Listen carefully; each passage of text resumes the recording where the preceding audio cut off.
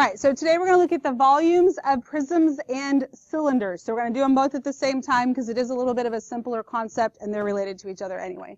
This is going on page 101 when we're done. Okay. So there are different ways to define volume. However, here's one definition of it. So the volume is the number of non-overlapping unit cubes of a given size that will exactly fill the interior of a three-dimensional figure. Okay? So a lot of times we think about volume as how much it can hold. Now, is an actual cube, like there's a bunch of cubes put together, but is an actual cube going to fit into every single type of three-dimensional figure where you get exact cubes? No. So some of them have to, they get rounded off and whatever. But basically, one of the ways that I think they're starting to teach surface area and volume is for you to literally think about them as little cubes that are inside of things, or marking off area and actually counting the little squares and kind of getting an idea of it that way. So I could, if I'm trying to find the volume of this cube right here, then each one of these, this is what's called a unit cube, meaning the length right here is 1 unit of whatever it might be. So this is 1 cubic unit of volume. So if I count up how many little tiny cubes there are, that's how many cubic units of volume there is. But really, volume, again, I know you think about it kind of like how much stuff can fit inside of something, but if you think about a cereal box, so when you go buy a box of cereal, is it even full? No. And the volume that's printed on the package isn't, a lot of times it's weight volume anyway, but even if it's like a liquid type of volume in something, that's how much is in there. It's not necessarily how much the container of whatever sort actually holds, right? So this is, well, this actually says weight too on these, but, if this was like a can of condensed milk or something, it would probably give me fluid ounces, and then those fluid ounces, that's how much is in the can, but not necessarily how much volume the can itself has, right? That makes sense to you? So when you go buy a box of cereal, it has some sort of volume. Well, when the box is empty, any of you live with people that, they finish the cereal and put the empty box back in the pantry? Right, okay. Yeah, so see, we all have them.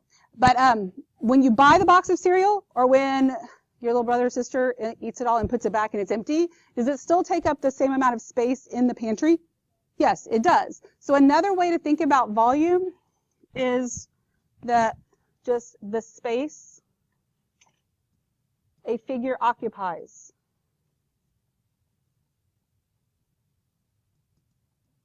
Whether it's empty or full, it still takes up the same amount of space. Just like this can right here that doesn't even have a top or a bottom on it, if I went and put this back in my pantry, it's going to take up the same amount of room as it did when it was full and had jalapenos in it, right? Now I guess I got to put something inside of it, but the can itself takes up the same amount of room. So the volume's the same whether the bases are on there or not. Do you agree with that? Okay. All right, so let's look at the volume of a prism, talk about how this works. So the volume of a prism with base area big B and height h, right? And notice there's 2 types of prisms there. It doesn't say volume of a right prism. When we did surface area, our formulas were only for right prisms. This is for any prism, whether it's a right prism or what is this called? An oblique prism. Good. The volume formula is the same. Now let's just talk first of all about what's the lateral area formula for a prism. P times H. So it's the perimeter of what? The base times the height. Okay. So I know what I have in front of me right now. Right here is a cylinder, but even still, let's look at this. Here's a prism. So for the lateral area, I would take the perimeter of the base and multiply it by the height, right? Because the lateral area is just, it's a 2-dimensional thing. I could open it up and I just want the area of these rectangles that make up the lateral area, right? But now what I want is the space that it actually occupies. I'm not going to be able to flatten it out. So instead of wanting the perimeter of the base, I want it filled in and solid, right? So when I find that, what would that be finding for the base? The area. So now I'm going to find the area of the base and multiply that by the height. That's kind of like taking these cards. Now, a rectangle doesn't actually have any thickness. So even though one of these note cards could represent a rectangle, it has some thickness. Very little, but enough that when I stack a bunch of them, it's actually a stack. So one way to think about volume, the difference between volume and area, the lateral area is perimeter times the height because I just want the outside. But what I want for volume is the area of it, like the actual note card, times how many note cards I have, right? So the area of the base times the height. That kind of gives me the volume of the stack. Does that make sense to you? So the volume of a prism with base area big B and height h is volume equals big B times h. That's all it is. And the shape of the base, I was using rectangles and squares to show you that. This is a triangle, but it's the same thing. It's just the area of the base times the height, whether it's a right prism or an oblique prism. Okay, we're all good with that? So now let's look at for a cube. The volume of a cube with edge length S is, well, is this a prism? Yes. Okay, so I can use volume equals big B times H. Well, what's big B for this? S times S, which is S squared, right? So when I substitute that back in, I get volume equals big B, which is S squared, times the height, which is S. And what's S squared times S? S cubed. Volume equals S cubed. So now, if there's only one formula that you can remember the first one, because you can totally just use it to find the volume of a cube, but that's all you really have to do because they're all squares. So it's the area of one square times the height, which is the side length of a square, and that's where you get your S cubed from. Okay, easy enough? We good? Awesome. All right, so now this idea here is an important one, especially for what we're going to look at tomorrow with pyramids and cones. It says, blank says that if two three-dimensional figures have the same cross-sectional area at every level and the same height. How do I leave that off? Okay, cross-sectional area at every level and same height, which technically, I guess, doesn't have to be in there because if they have the same cross-sectional at every level, cross-sectional area at every level, they have to have the same height, or at some point one of them would have an area and one of them wouldn't. So it kind of goes without saying, but I want to make sure you understand that part there. So let's look at these two.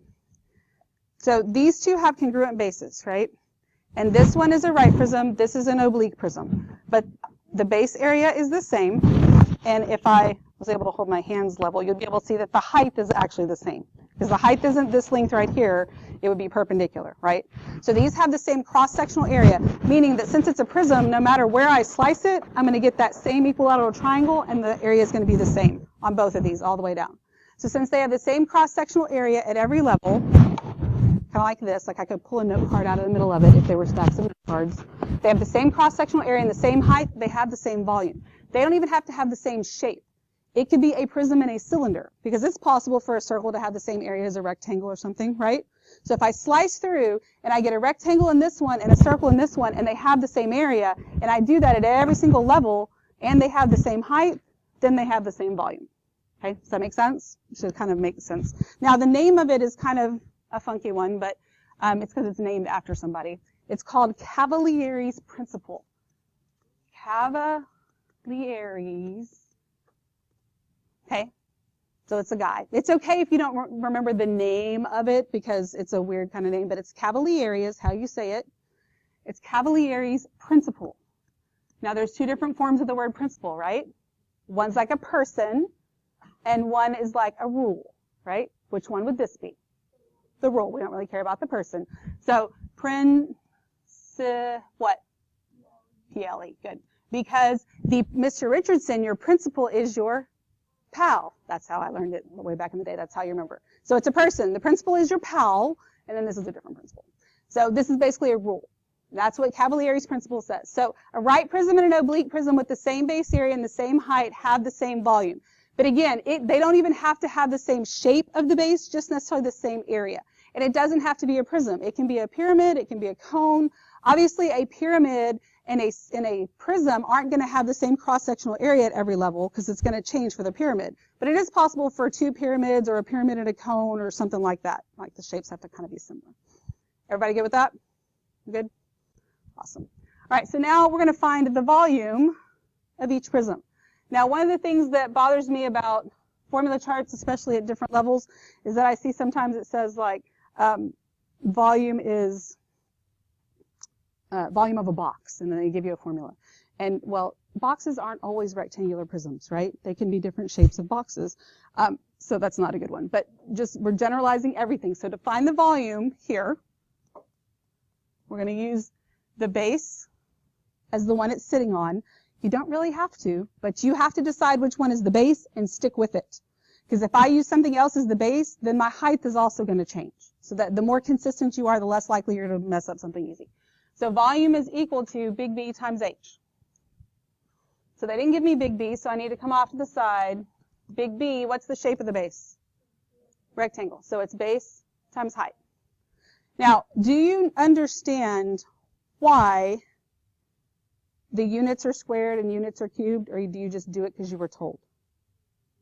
Okay. So what I'm going to do when we work this one is we're going to substitute the units in. Now, I'm not saying you always have to do this. I'm using this for this one example for you to kind of get the idea. Because you can every time, but there's really no reason to. So when we substitute this in, I want you to write down, what's the base length of the rectangle? 10 centimeters. So 10 centimeters times the height of the rectangle is 12 centimeters. Okay, so big B, now when you do this, what's 10 times 12? 120. What's centimeters times centimeters? Centimeters squared. Because that is a two-dimensional formula, you are multiplying two dimensions together. So literally you are multiplying centimeters times centimeters. And that's where your centimeter squared comes from. Does that make sense to you? And you don't, like I said, I wouldn't substitute those in every time, but you're basically just using them like variables. That is why it is that's why they are square units that you're getting. Okay, so there's big B. Now I substitute it back in over here. Now we're going to do the same thing here. Big B is 120 centimeters squared times the height, which is what? 8 centimeters. So when you multiply these, volume is equal to, what's 8 times 120? 960. And then what is centimeters squared times centimeters? Centimeters cubed. You see how that works? Now, area is a two-dimensional formula. Perimeter is not a two-dimensional formula. You're finding the perimeter of a two-dimensional thing, but it's not really a two-dimensional formula. So I want you to see how perimeter works. We're going to do that here. I know it doesn't ask you for it, and you don't need it for this, but if I wanted to find the perimeter of the base, couldn't I do 2 times the base length plus 2 times the height? Right? I mean, because you don't have to have a formula. I could add them all up. But there is 2 times the length plus 2 times the width. There's a formula for a rectangle. So 2 times, we'll do 10 centimeters plus 2 times 12 centimeters. All right, so 2 times 10 is 20. Does anything happen with the centimeters? No. It's like you have 10 apples. You double it, now you have 20 apples, right? So centimeters. Plus 24 centimeters. So can I add 20 and 24? Yes, because they have the same units on there, just like they have the same variables, right? And so when you add them, you get 44. Does anything happen with the units? No, centimeters. Because perimeter, even though you're finding the perimeter of a two-dimensional figure, couldn't you break the rectangle at the vertex and lay it out where you just have one long segment? It's still something you can measure with the ruler. That's why it's just centimeters. I could walk around that many. But when you're multiplying, and we multiplied things here, but we didn't multiply units times units. Do you see the difference there? So that's why things are happening like that with the units. Well, good. Does that help a little bit? Maybe I'll help you remember it. I don't think I really have a big problem with that, but I don't know that you ever really understood why the heck you're doing it. All right, I forgot to tell you to get your calculators. So go get your calculators. Number 6 is not back there. I know that. So if you're number 6, get like 26 or something. Okay. Oh, well, never mind. Get 27. Get something other than 26 then.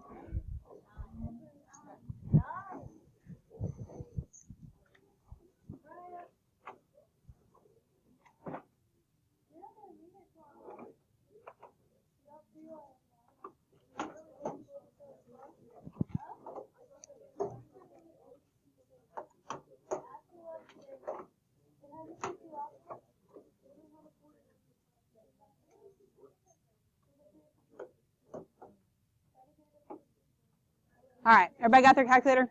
All right, go ahead and clear the RAM because we've been doing some weird things on there with pre-cal and I don't want it to affect, it shouldn't, but you never know, so just clear it just to be safe. All right.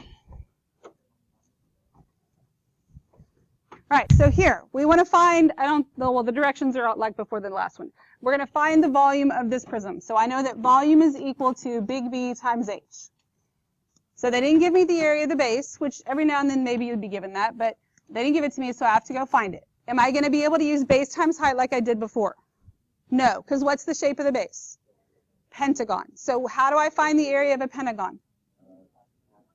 1/2, good. Apothem times perimeter, right? So I need those things. So in order to do that, I need to find the perimeter. So perimeter is n times s. What is n in this case? 5. And this s is 5. Okay, coincidence that it's the same. So you get 25 there. Did they give me the apothem? No. Okay, so I need to go and draw this in. Now, it's sitting on the rectangle. Why didn't we use the rectangle as the base? Because it's not the base. Good answer. It's a pentagonal prism, so the base is the pentagon. Be very careful with that.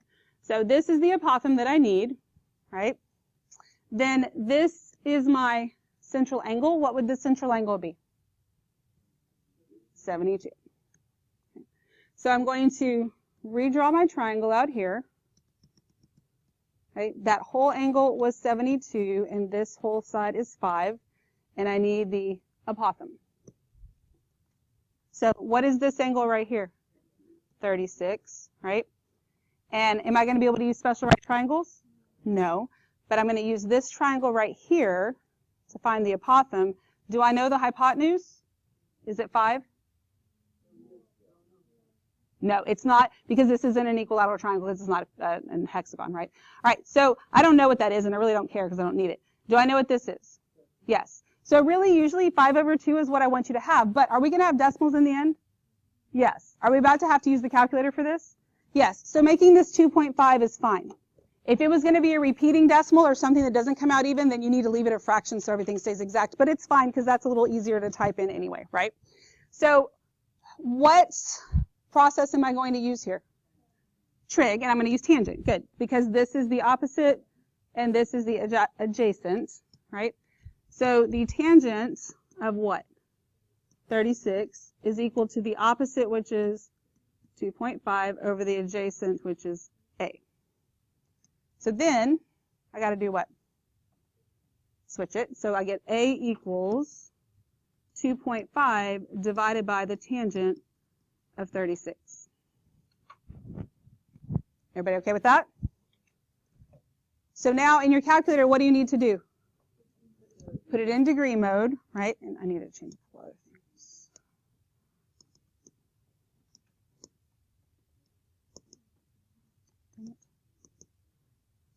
All right. So this is going to give me 2.5 divided by the tangent of 36. Bless you. Now, this number, what does it represent? The apothem. What should I do with it right now?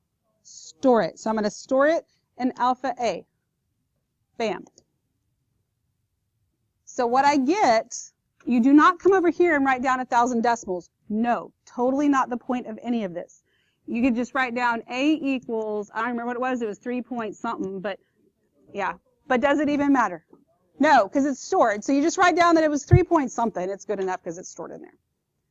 So now I can come, dang it. So I can come back over here, and I've got 1/2 times the apothem. Now you got a couple of choices.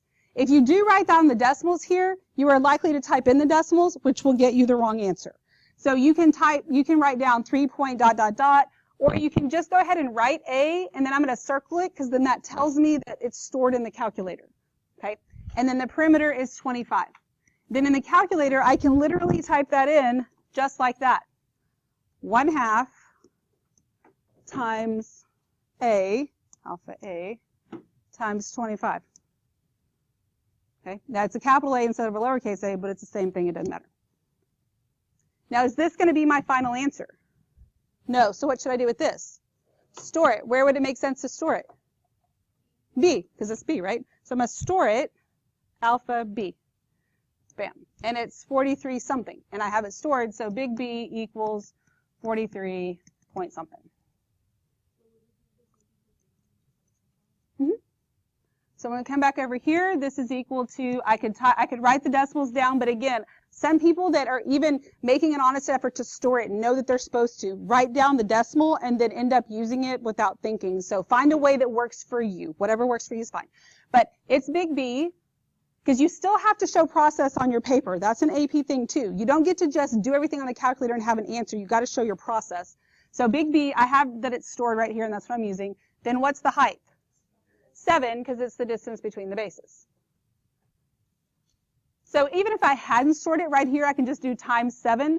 But sometimes you have to do things in the middle, or you might have cleared it off, whatever. But I can still just do big B times 7, and bam. There's my, now is that my final answer? Yes, so I don't need to store it, but I do need to write down the actual answer, which is going to be 301 point what? 084. There is no ... here. I see that on final answers sometimes. No. Okay, that is my volume, and my units are meters cubed. Everybody okay with that? Any questions at all? All right, know how to manipulate that calculator. All right, so now we're going to find the volume of a cube with edge length of 10 centimeters. What's your volume formula for a cube? S cubed. Now don't touch your calculator. Flip your calculator over. You don't get to use it anymore today. This is 10 cubed. Is that going to be a big number? What kind of? I mean, well, it's a matter of opinion. It's not going to be a ginormous number. But is it going to be a difficult one to figure out? No. What's 10 times 10? 100. And then multiply that by 10. What do you get? 1,000. Because all I got to do is add zeros, right? Don't make things harder than they are. Sometimes you make more mistakes by trying to use the calculator for everything. Now, it's good to check yourself on it. I'm not saying don't use it at all, you know, if you have it available and you're supposed to be using it. But sometimes it's more dangerous to type everything in. Everybody good with that? It's that easy. If you didn't know it was S cubed, you could do big B times H, go through the same process. It would happen pretty quickly and be no big deal. All right, so let's look at cylinders. Now, just like the prisms, this doesn't say a right cylinder like it did for surface area. Whether they're right cylinders or oblique cylinders, the same formula applies. Now, just like with surface area, prisms and cylinders are very similar. If there is only one formula you remember for prisms and cylinders for volume, then remember the prism one, volume equals big B times H.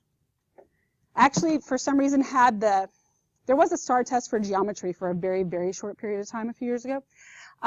And when I was looking at the formula chart, I had forgotten how weird it was. Like, they didn't even have, you know how I told you, well, you can use these formulas for, you know, prisms and cylinders, but you probably wouldn't see it on the formula chart. I forgot in some cases they actually have those formulas on that formula chart. So this is actually the formula that was on there for a cylinder. Now, it works. There's nothing wrong with it, but I can fix this, because what is big B always going to be?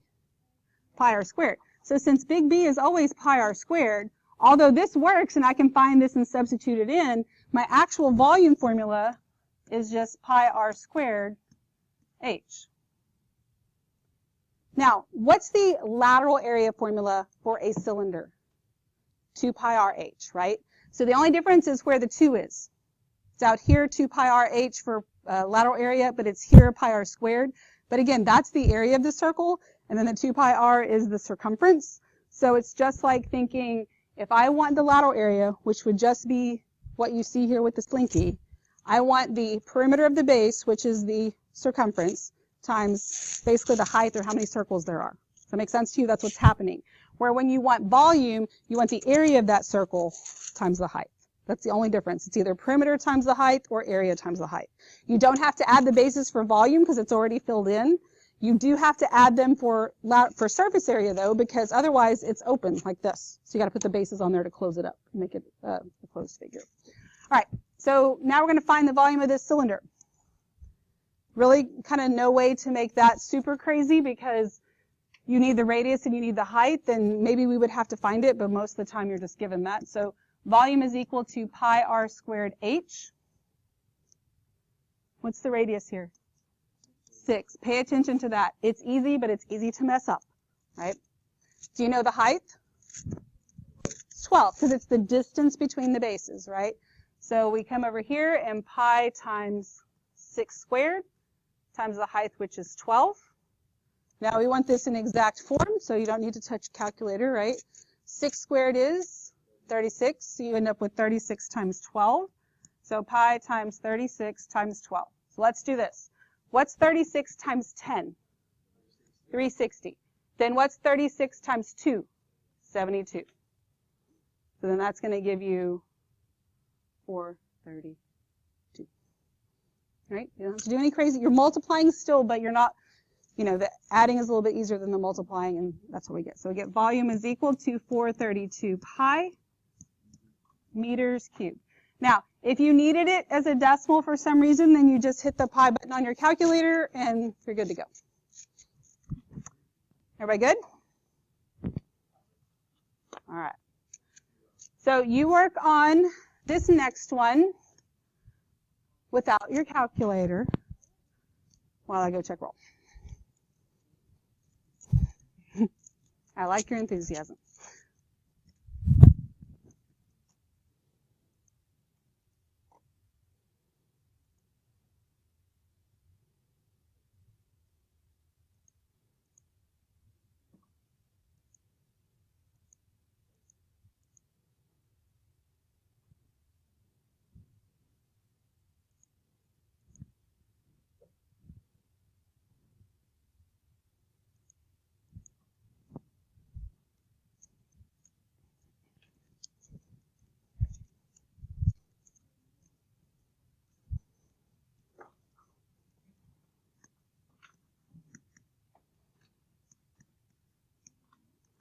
Now, I wrote that down. If you used big B times H, is that fine? Yeah, absolutely fine, right? What's the radius? 9. Did they give me the height? What is it? 14. So this gives me pi times 9 squared times 14, right? So that's equal to pi times 81 times 14. So 81 times 10 is 810. 81 times 4. Well, I can multiply it by 2 and then by 2 again, right? So what's 2 times 81? 162. And then I can double that and get 322. 324. Yeah, thank you. Sorry. 324. And then I can just add those up and get 1134. Okay. Or you can do multiplication. You don't have to do it my way. I'm just trying to give you different ways to reason around it. And it's not always about all doing it in your head. That's fine.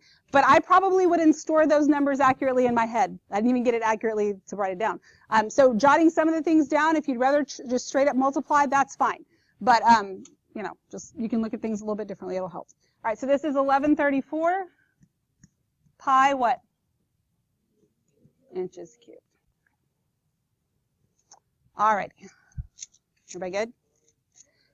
Now I want you to look at the last one, and we're going to find. Now remember, it's actually the same figure that we had on our notes for surface area, but we're not finding the surface area here. We're finding the volume. And remember, it's a tunnel just like before, even though I know it doesn't always look like it. I want you to come up with a plan for the volume while I pass out the homework, and then we will talk about our plans.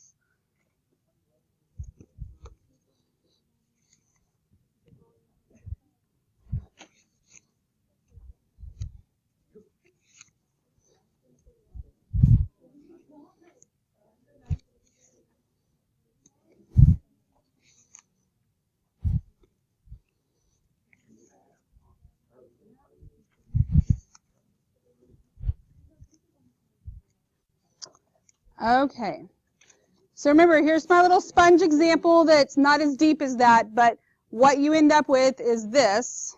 Okay, so I want the volume of this. So do you think I have as many different options to do it as I did for surface area?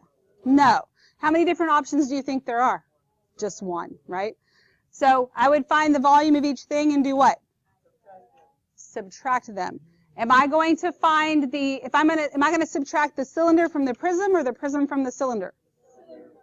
Okay, because a lot of times what comes out of y'all's mouths is backwards. Most of the time I know what you mean and what you're trying to say, but if it always comes out of your mouth backwards, sometimes it's going to come out of your brain backwards and onto your paper backwards. You got to be very careful. So we're not subtracting the prism from the cylinder. We are taking the volume of the prism and we are subtracting the volume of the cylinder.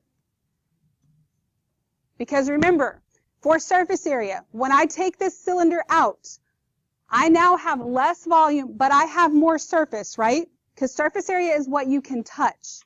The volume is the space the figure occupies. So right now, when it's just the prism, it occupies more space than when the cylinder is taken out of it. Now there's less space that it actually occupies. More stuff you can touch, a greater surface area, but a smaller volume. Does that make sense to you? Okay. So we're going to just straight up do this. So let's start with the volume of the prism. Volume of the prism. Oh, that was a B. That's not a P. So volume of the prism is what I meant to do here. Equals big B times H, right? So I got to find big B. What's the shape of the base? A triangle. So it is 1/2 base times height. So what do you think the base and the height of the triangle are? 6 and 8. Why?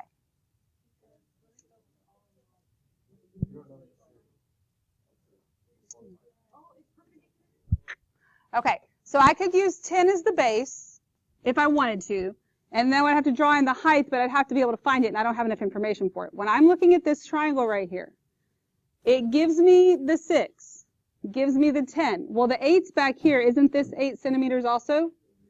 Okay, so we got a triangle here. Either I need a way to find this height right here that's vertical, or I need to know that that's a right triangle. Is it? Yes, it's a 3, 4, 5. And if you don't recognize it as a 3, 4, 5, that's okay. You could very quickly just look at it as, all right, well, if I did 6 squared plus 8 squared, what I get, like what happens, is it equal to 10 squared, right? And so that's 36 plus 64, and that does equal 100. That means I have a right triangle here. So that is how I know that my base and my height are 6 and 8. Okay, you got to be careful assuming that, because then you might try and do something like that one time when it isn't true. But it is a right triangle, even though you might think it didn't tell you that it is, but it did tell you that it is by the measurements that it gave you. So this is 1/2 times 6 times 8. So big B is what?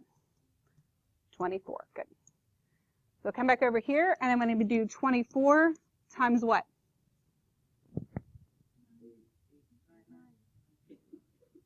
Okay, this is a 2-dimensional formula. 8 is the height of the 2-dimensional figure. This is a 3-dimensional figure. Yeah, that's okay. That's my height. It's the distance between the bases. That is such an easy mistake to make. Times 9. Now here, couldn't I do 24 times 10? And that gives me 240. Then what would I do with that? Subtract a 24, and what do you get for the volume of the prism? 216. I thought I was hearing 260. I was like, no, it's 216. Okay, we're good? So that is the volume of my prism. Now I need to find the volume of my cylinder, and that is pi r squared h. So they give me the radius? Yes, that's good. So pi times 2 squared times what? 9, because it's the distance between the bases. So it's going to give me pi times 4 times 9, which means the volume of my cylinder is 36 pi. Now remember, the whole purpose of you having a plan is so first of all, you know what you actually have to go and find.